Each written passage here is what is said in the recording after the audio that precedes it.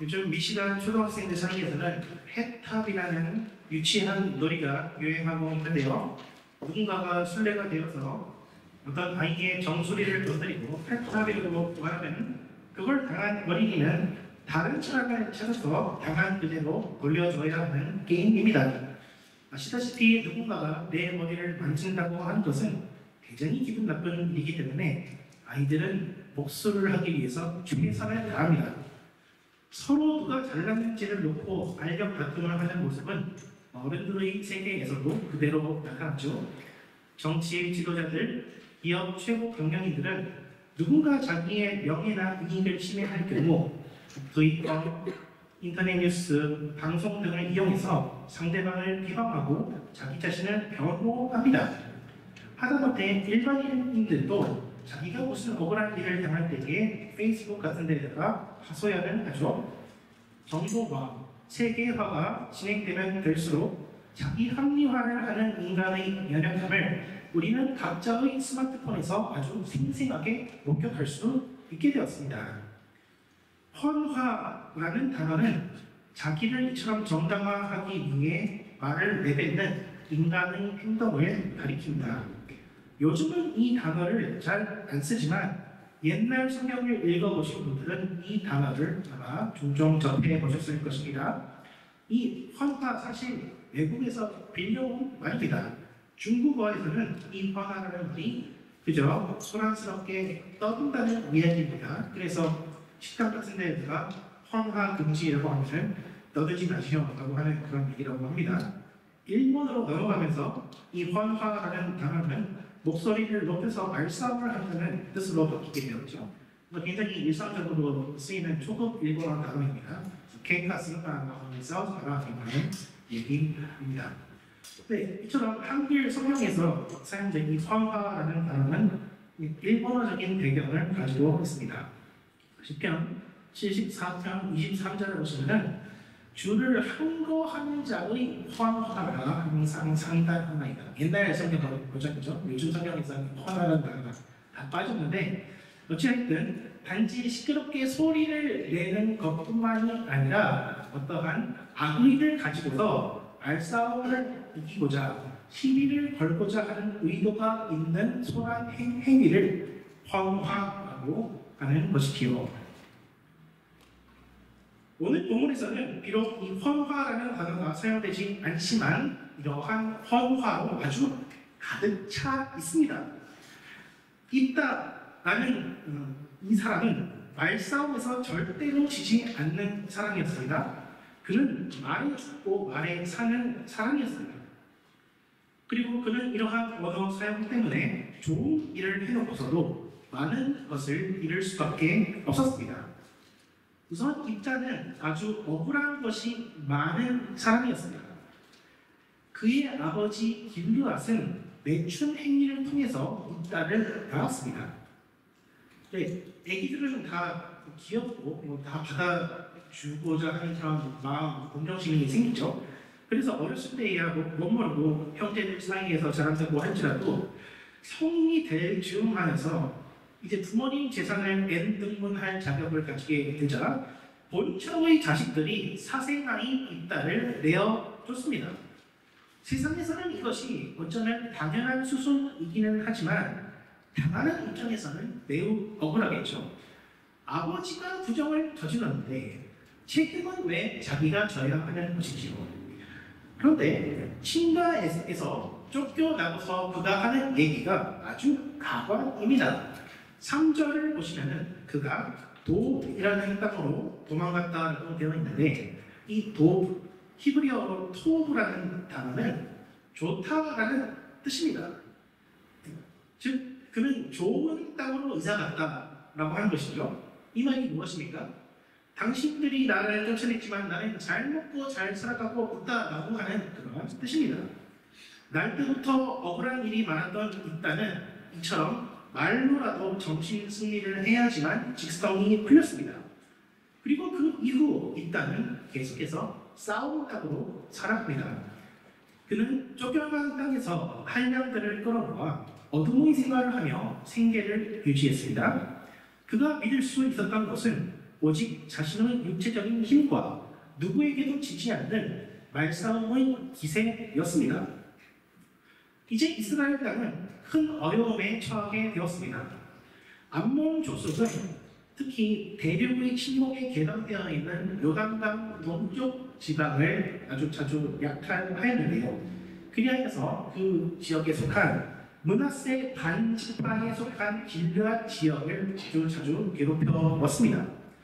그러나 길르앗 지역 귀족들은 당당이나 하면서 귀족놀이만 할 줄 알았지 실질적인 군사적인 어떤 정보라든지 그러한 힘은 전혀 없었습니다.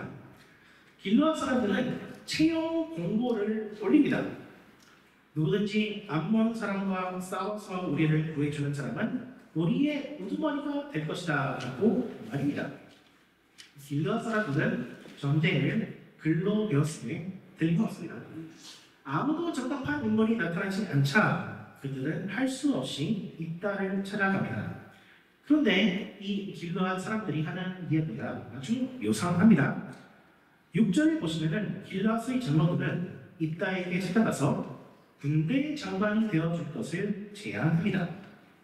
그런데 사실 몇 절 앞에 10장 18절에 보시면은 누구든지 암몬 족속과 전쟁하러 나서면은 우리 부족의 우두머리를 시켜주겠다라고 채용 공고를 낸 적이 있었죠. 어떤 것이 더 높습니까? 군대 장관이 높습니까? 대통령이 높습니까? 당연히 대통령이 높죠. 여기서 이제 입단을 찾아가면서 그가 사생 나이이고 또 출생의 비밀이 있는 자이니까 완전히 그 리더십을 맡기기는 뭐하고 이제 가격을 흥정하려고 시도하고 하는 것입니다. 그런데 뭐가 있어야지 흥정을 하죠. 이따가 한번 튕깁니다. 아니 당신들이 나를 쫓아내놓고서는 이제 와서 다급하니까 나를 찾아오십니까? 라고 하니까 이제 그제서야 현실파악이 되었던 길르앗의 장로들이 아이고 우리가 잘못했습니다. 그때는 우리가 진짜 잘못했고 이제 당신께 도움을 구하러 왔으니까 제발 우리를 도와주십시오. 그러면은 우리가 당신을 우두머리로 인정해 드리겠습니다. 그 말 딱 받으니까 이제 이따가 뭐 우두머리 얘기하는 거죠. 그렇다면 수락하겠습니다. 당신들이 분명 약속한 것입니다. 그래서 이제 미스바라고 하는 지역에 가서 그 지역 사람들 앞에서 공식적으로 길르앗 부족의 우두머리가 되는 우두머리와 군대 장관이 되는 선서를 합니다. 그리고 11절에 보시면은 이제 여호와 앞에서 그의 모든 말을 구하였다 말하였다라고 기록하고 있습니다. 이 장면은 어떻게 보면은 대통령 취임식 같은 그러한 엄숙한 장면으로서 앞으로 싸움을 하러 나가게 되는 출정을 하게 되는 아주 준엄한 장면이라고도 할 수 있지만 사실상 굉장히 불길한 점이 두 가지가 있습니다. 첫 번째 불길한 점은 전쟁에 나갈 때에 이제 살아서 돌아올지 죽어서 돌아올지 모르기 때문이죠.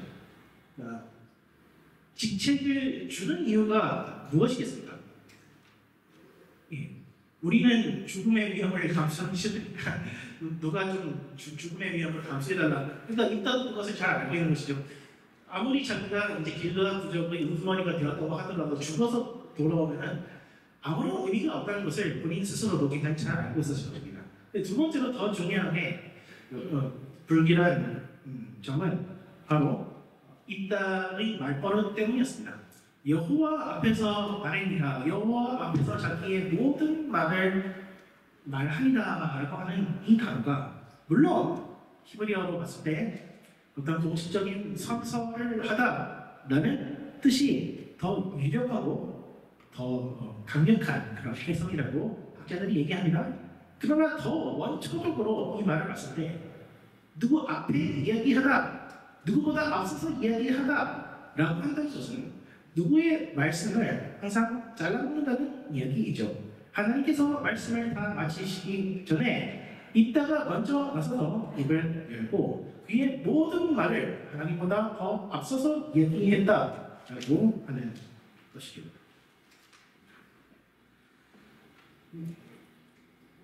요즘에 감다살이라는 말이 있더라고요. 무슨 말인지 아십니까? 현대어 병음의 신앙 감이 다 살아있다는 뜻이죠. 반대로 감 다 죽이라는 말도 있다고 합니다. 무슨 뜻이겠습니까? 감이 다 죽네라는 뜻이죠. 여러분은 감 다 살입니까? 감 다 죽입니까? 감 다 살이 되시기 바랍니다. 네, 입다도 마찬가지로 이런 식으로 한번 생각해 볼 수 있겠죠. 입다는 자기 입에 굉장히 자신 있는 사람이었습니다. 그래서 입으로 시작해서 다 살았다라고 생각했습니다. 그래서 내가 입으로 해서 내 입담으로 이제 군대 장관 그리고 길라 부족의 우두머니까지 됐어. 나는 입으로 다 살았어. 라고 생각하지만 사실상 이 이후의 내용을 보면 입다는 자기의 입 때문에 다 망하게 된 인물이라고 할 수 있습니다. 입다는 드디어 출정을 합니다. 근데 입다는 암몬 족속과 몸으로 싸우기 이전에 말로 싸움을 합니다. 조폭 영화들 보시면은 두 집단이 함께 모여가지고 대장들이 서로 앞에 나와가지고 서로 막 도발하고 그런 장면이 나오죠. 야 너네 별로 힘도 없는데 왜 나왔냐? 우리가 너네보다 더 힘세다 라고 하면서 그때부터 이제 와 하면서 싸움을 시작하죠. 마찬가지로 이제 이따도 그 출신이 저 출신인지라 비슷하게 싸움을 합니다. 일단 자기 영향력을 굉장히 부풀려서 이야기합니다. 우선 그는 이스라엘 땅을 자기 땅이라고 말합니다. 12절에서는 암몬 족속들아 너희는 왜 내 땅을 치러 왔냐라고 이야기합니다. 아니 부족의 우두머리면 우두머리지 그 땅에 대한 모든 소유권을 다 가지고 있는 것이 맞습니까? 뭐 맞다고 치더라도 근데 더 나아가서 더 문제가 되는 것은 이 땅은 마치 자기가 이스라엘 전체를 대표하는 사사 행세를 하고 있습니다. 우리가 방금 살펴봤듯이 이제 암몬과의 출정 시 길르앗에서 출정을 하죠. 근데 이제 암몬 사람들과 이제 말로 싸우고 칼로 싸우고 하는 그 장면에 있어서 굉장한 갭차이가 있습니다. 그 전까지는 단지 길르앗 지역의 아주 소규모 부족의 우두머리가 됐을 뿐인데 갑자기 암몬하고 싸울 때는 자기가 이스라엘 전체의 사사가 된 것처럼 이스라엘 12지파를 다 거느리는 사사가 된 것처럼 이야기하고 있는 것입니다.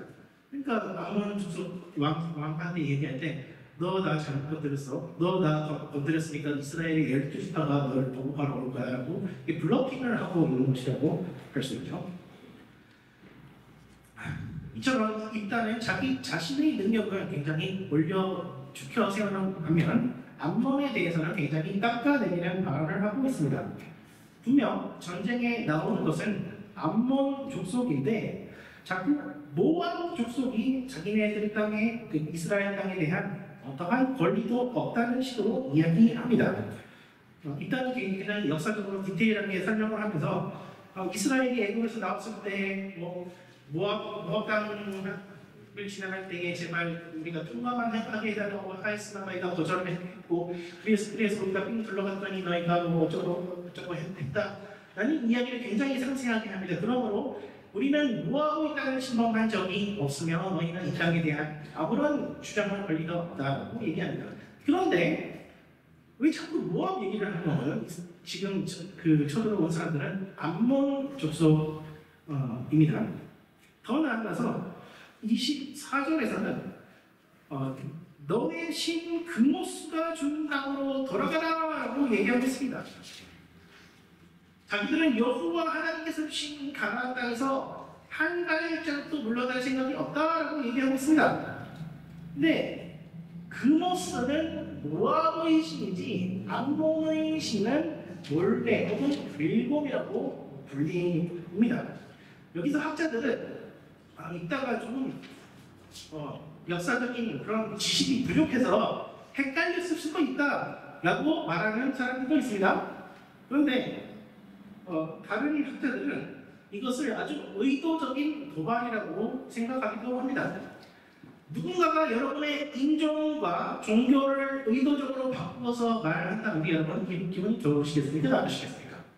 저는 기독교 교회 교회를 섬기는 김경필 목사인데 누군가가 자꾸 저보고 불교를 섬기는 박경필 스님 이런 부른다면 기분이 좋겠어요? 나쁘겠어요? 당연히 이제 그거는 굉장히 고발하는 그런 표현으로 할 수 있죠. 이것은 사람들이 싸움을 하기 전에 상대방을 완전히 감정적으로 흔들어서 빈틈을 만들지 않는 심리전의 전략입니다. 여러분 스타크래프트 해보신 적이 있으십니까? 혹은 롤이라는 온라인 게임을 들어보신 적이 있으십니까? 특히 실시간으로 대결을 하는 이 온라인 게임, 특히 전투 이런 전략 시뮬레이션 게임의 특징 중에 하나가 뭐냐면은 아주 채팅창에 눈을 뜨고 볼 수가 없다는 거예요. 욕으로 시작해서 욕으로 끝납니다. 그래서 이게 스타크래프트라는 뭘 왜 하는지 모르겠어요. 스트레스 풀기 위해서 게임을 한다고 하는데 들어가자마자 상대방은 욕부터 받고 시작합니다. 그만큼 이제 심리전 그것이 굉장히 강한 것이요. 근데 이러한 것이 바로 밑바닥 인생을 살던 이따의 라이프스타일이었습니다. 네. 왜 온라인 게임을 하는 사람들의 입에는 항상 이렇게 욕이 달려있는 것일까요? 혹은 왜 조폭들의 싸움에서는 항상 서로를 향한 비방과 까내리는 것이 넘쳐나는 것일까요? 혹은 회사에서 실력이 뒤처지는 사람들이 왜 사내 정치에 목을 매는 것일까요? 혹은 사람들은 왜 모일 때에 다른 사람 험담하기를 좋아하는 것인가요? 그것은 불안하기 때문입니다. 배틀넷의 고수들이 워낙 많다는 것을 알고 게임에서 지면 기분 나쁜 걸 아니까 욕을 달고 삽니다. 몸싸움이 나면은 자기가 불구가 될 가능성이 얼마든지 있고 심지어 죽을 가능성도 항상 있기 때문에 입이 걸걸합니다. 회사에서 실력으로 이길 수 없으니까 말로 어떻게 해보려고 하는 것이고 친구관계나 인문사회에서 자기의 위치가 불안정해지니까 다른 사람들을 비방합니다. 그리고 돈을 자랑하고 자식의 학벌과 직장을 자랑합니다. 자기의 성과를 과대평가, 과대평가합니다. 자기의 게임 실력, 자기의 싸움 실력을 뻥튀기 합니다. 심리학에서는 내면 속에서 울고 있는 작은 아이라는 개념이 있죠. 어렸을 때에 아버지가 너무 엄격하셔서 칭찬을 잘 안 해주신다든지 사랑을 잘 안 해주신다든지 그래서 충분히 애정을 받지 못하면은 어른이 되어서 그 빈 공간을 메우기 위해서 일탈을 하게 된다는 심리학의 이론입니다. 세상의 심리학은 이처럼 우리의 삶의 문제를 우리 바깥에서 찾습니다. 그러나 성경은 우리의 궁극적인 문제가 우리의 바깥에 아니라 우리 안에 있다고 지적합니다. 우리가 불행한 이유는 부모님의 사랑을 충분히 받지 못해서 불행한 것이 아니라 혹은 배우자나 자식으로부터 혹은 선생님이나 주변 친구들로부터 인정을 받지 못하기 때문에 불행한 것이 아니라 우리를 자녀 삼아주시는 하나님 아버지의 사랑을 뿌리치고 우리 스스로 우리의 위상을 확보하려고 하기 때문에 우리는 우리 발로 스스로 불행 속에 빠져들어갑니다. 입단은 어찌되었든 하나님께서 세우신 사사였습니다. 오늘 본문에서는 그러나 하나님께서 입단을 사사로 세우셨다는 말은 전혀 나오지 않고 마치 입단은 사람들과의 신랑이 속에서 그런 흔적과 거래의 과정을 통해서 겨우 한 부족의 우두머리가 된 것처럼 보입니다. 그러나 히브리서 11장에서는 입단을 아주 당당하게 믿음의 선배 중 한 명으로 기록하고 있으며 오늘 본문에서도 성령 하나님을 보내어 주셔서 암몬 사람들과 싸워 이기게 하셨다라고 분명하게 기록되어 있습니다. 신약 성경에서는 이 성령은 자녀됨의 특권이며 사랑받는 자의 증표입니다. 요한복음에서 예수님은 당신께서 세상을 떠나실 것을 예언하시면서도 고아와 같이 너희를 버려두지 아니하리니 성령을 보내주시겠다고 약속해 주셨습니다. 로마서에서는 성령님이 우리 마음에 오실 때에 우리는 하나님께서 우리의 아버지가 되어주신다는 것을 깨닫게 된다고 말씀합니다. 그러므로 입다가 성령님의 힘을 입은 것은 아주 굉장한 사건이었습니다. 사람들이 그를 사생아 취급하며 버리고 그를 인정하지 않는다고 하더라도 하나님께서는 그를 선택하시고 그를 자녀 삼아 주셨습니다. 입다는 이제 단지 길르앗의 우두머리가 되었을 뿐 아니라 하나님의 인정을 받은 사사로 우뚝 서게 되었습니다. 그리하여서 그는 어렸을 때부터 그토록 갈구하던 진정한 아버지와 진정한 가족 그리고 참된 소속감을 가지게 되었습니다. 그런데 문제는 입다는 그것으로 만족하지 못했습니다. 그는 한량으로 살아가던 자신의 옛 기질을 버리지 못했습니다. 그는 하나님과도 말로 신랑이를 버리고 흥정을 해야만 된다고 생각했습니다. 그래야지만 자기가 안정된 삶을 살아갈 수 있을 것이라 믿었습니다. 하나님조차도 믿을 수 없기 때문에 내가 뭔가 특별한 열심을 내야지만 인정받는다고 생각했습니다. 그리하여 그는 자기 일생에 있어서 가장 어리석은 약속을 범합니다. 만약 전쟁 후에 자기가 살아서 돌아온다면 집 밖으로 나오는 것은 무엇이든지 그것이 사람이 되었든지 동물이 되었든지 간에 하나님께 제물로 바치겠다고 약속합니다. 하나님은 은혜로 성령을 주셨는데 하나님께 돈이나 뇌물을 드리면 성령이 떠나지 아니할 것이라고 생각했던 것입니다. 가만히 있으면 발이라도 간다는 말 아시죠? 이따가 그냥 가만히 있었으면 발이라도 갔을 텐데 참 훌륭한 사사가 됐을 텐데 괜히 자기 입을 놀려가지고 그놈의 주둥이를 통제하지 못해서 스스로 멸망길에 접어듭니다. 여기서 우리는 우리 자신에 대해서 지나치게 걱정할 때에 오히려 우리는 이를 그르치게 된다는 것을 살펴볼 수 있습니다. 여러분, 입다라는 이 인물이 맡았어야 하는 가장 주된 임무가 무엇입니까? 단순하게 암몬 자손으로부터 이스라엘을 구원하는 것이죠. 근데 입다는 또 다른 플랜이 있었던 것 같습니다. 또 다른 목적이 있었던 것 같습니다. 곧 자기의 어떤 개인적인 원한을 푸는 것을 여기다가 섞으려고 했던 것 같습니다. 근데 이스라엘을 구원하는 것은 하나님께서 주시는 사명이고 자기의 개인적인 명예 회복은 어떤 개인적인 그러한 프로젝트입니다. 이따가 단지 한 가지 일만 있으면 참 좋았을 텐데 이 두 가지를 뒤섞어 버림으로써 이를 부딪히게 됩니다. 여러분, 신앙생활을 열심히 하면 일상생활에 지장이 없다고 생각해 보신 적 있으십니까? 우리는 흔히 그렇게 생각하기 쉽지만 오히려 우리는 복음을 잘 알아야지만 생활에 집중할 수 있게 됩니다. 복음의 참 의미를 모르는 사람은요 자존감이 낮죠. 그래서 자기 자신의 어떤 존재 가치를 자꾸 증명해야만 합니다. 그래서 남들한테 인정을 받아야지만 내가 좀 살 것 같고 말싸움에서 이겨 먹어야지만 살 것 같습니다.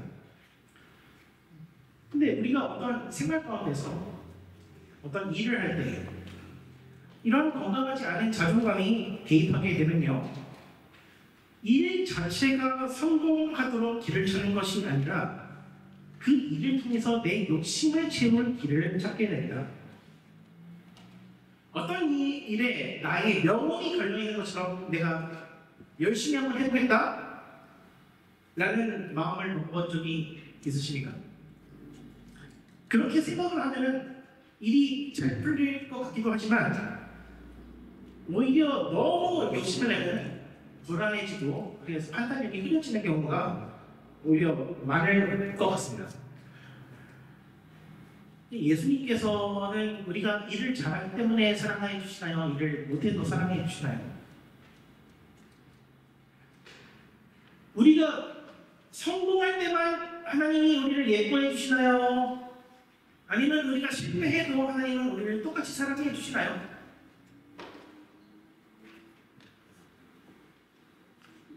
하나님은 우리가 성공하든 실패하든 별 상관 안 하십니다. 우리가 상관이 있어야지. 하나님은 우리가 실패해도 우리를 똑같이 최고 사랑해 주시고, 우리가 성공하여도 하나님께서는 똑같이 우리를 최고로 사랑해 주십니다. 이것을 알 때에 어떤 일을 맡을 때에 내가 어떻게 하면 어떤 궁지 상황에서 빠져나갈 수 있을까? 그 생각을 하는 것이 아니라 오히려 그 자존감이, 복음적인 자존감이 있기 때문에 일 자체에 나의 모든 에너지를 투자할 수 있게 됩니다. 이것은 세상적인 사고방식과 정반대되는 사고방식입니다. 세상에서는 나의 존재 가치를 증명해야지만 내가 사회에서, 회사에서 살아남을 수 있다라고 말합니다. 그런데 내 존재 가치를 증명하는 것이 내 일의 주된 목적이 된다고 하면은 오히려 상급자들이 혹은 나의 거래처들이 부담감을 느낄 수 있습니다. 실력이 없는데 자꾸 자존감을 내세우면은 사내 정치하는 사람이 될 확률이 굉장히 높죠. 반대로 실력이 있는데 자꾸 자기의 존재 가치를 증명하려고 한다면 수단과 방법을 가리지 않고 성공하려고 하기 때문에 오히려 하극상을 하려고 하는 분들인가라는 의심을 받을 수도 있습니다.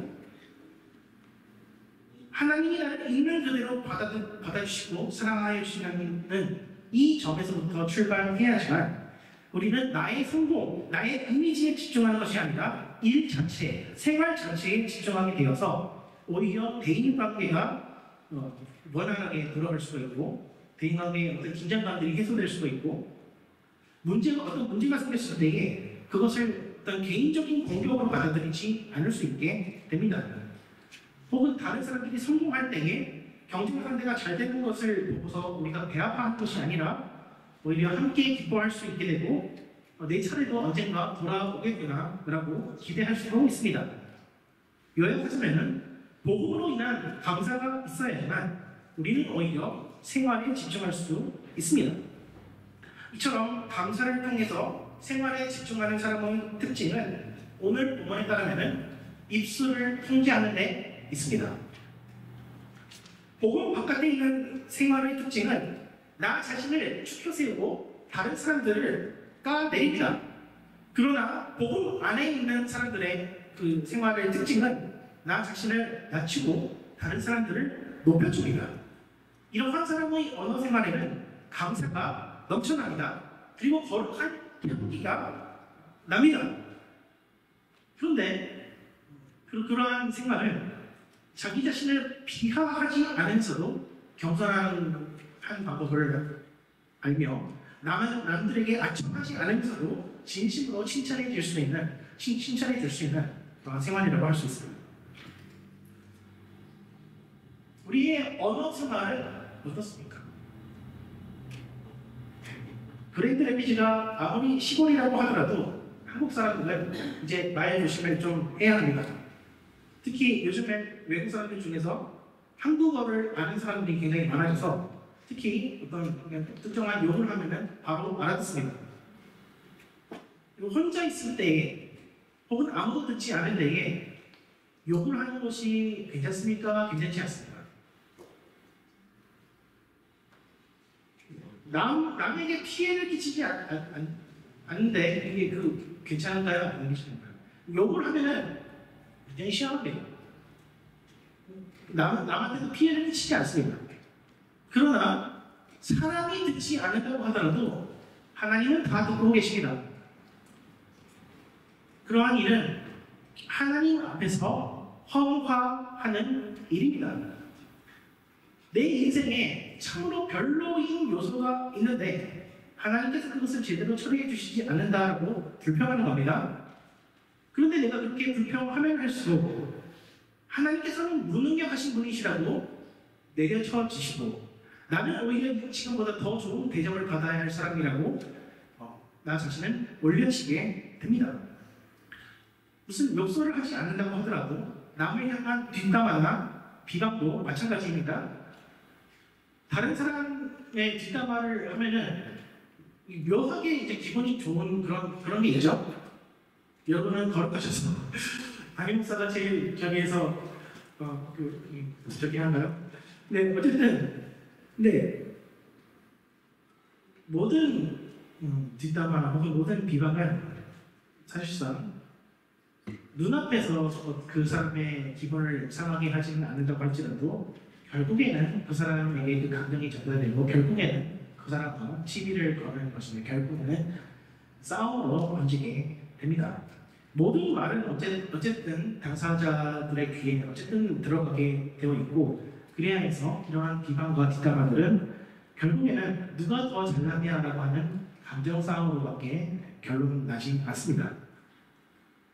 우리의 모든 판단은 하나님께만 맡겨드려야 할 것입니다. 왜 누가 잘했다, 누가 못했다라고 평가하시는지요. 우리 자신도 우리가 스스로 함부로 판단할 수 없습니다. 하나님께서도 우리를 죄된 모습 그대로 있는 모습 그대로 받아주시고 있는 모습 그대로 사랑하여 주시는데 우리가 무엇인가에 우리 자신을 판단하고 정죄합니까? 다른 사람들을 판단하고 정죄합니까? 그러므로 십자가 안에서만 우리는 나보다 남을 낮게 여기는 생활을 할 수 있습니다. 빌립보서 2장 3절 4절은 다 같이 한번 읽어보도록 하겠습니다. 시작. 너희들든지 특히나 허영하지 말고 오직 겸손한 마음으로 각각 자기보다 남을 낮게 여기고 각각 자기 일을 돌볼 뿐더러 또한 각각 다른 사람들의 일을 돌보아 나의 기쁨을 충만하게 말씀을 맺겠습니다. 바람이 불면 풍향계가 돌아가죠. 마찬가지로 우리의 입술에서 어떠한 언어가 나오는지에 따라서 우리의 영혼의 풍향계 측정을 할 수 있습니다. 우리의 말은 우리의 생각을 반영하고 더 나아가서 우리의 미래를 예측하게 해주기도 합니다. 우리의 입술의 언어는 어떤 방향으로 흘러가고 있습니까? 만약 우리의 입술에서 자랑의 언어, 도발의 언어, 헌화의 언어만 나온다고 한다면 우리는 하나님이 원하시는 것과 반대 방향으로 가고 있습니다. 그러나 하나님이 우리를 이미 받아주시고 사용해 주신다는 것을 안다면 우리의 입술은 감사와 찬양으로 넘칠 수 있을 것입니다. 그래야 해서 서로를 인정해주고 서로를 세워줄 수 있을 것입니다. 이러한 언어 생활의 끝에 참된 은혜와 참된 영광과 아름다운 하나됨이 우리 모두를 기다리고 있을 줄로 믿으시기 바랍니다. 기도하시겠어요. 살아계신 하나님 아버지 감사합니다. 우리는 너무나도 입술이 부정한 생활 속에서 살아가고 있음을 고백합니다. 우리 스스로의 교만의 취향이어서 우리 형제 자매를 충분히 귀하게 여겨주지 못했음을 또한 고백합니다. 하나님 아버지 용서하여 주시옵소서. 이 시간 우리의 마음 가운데 다시 찾아오셔서 주 성령께서 우리 가운데에 함께하여 주심을 하게 하여 주시고 주님 안에서 얼마나 존귀한 자로 우리가 변화되었는지 다시 한번 깨닫게 하여 주시사 우리의 이 거치는 미술 가운데에서 항상 하나님을 향한 감사와 찬양만 넘쳐나게 하여 주시옵소서. 감사드리며 예수 그리스도의 이름으로 기도드리옵나이다.